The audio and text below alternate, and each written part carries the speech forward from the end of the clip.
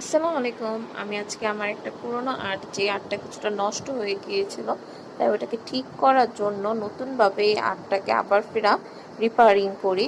তো আপনারাও এতে বুঝতে পারবেন যে কোনো আর্টকে আপনারা নষ্ট হয়েছে গেলেও ওটাকে ফেলে দিবেন না। এটাকেও আপনারা করে নতুন করে ঠিক করে নিলে আবার ফিরে জিনিসটা দেখতে নতুনত্ব লাগবে, আর জিনিসটা সুন্দরও হবে। তো কোনো জিনিসে আজকালকার ফেলে দেওয়া যায় না।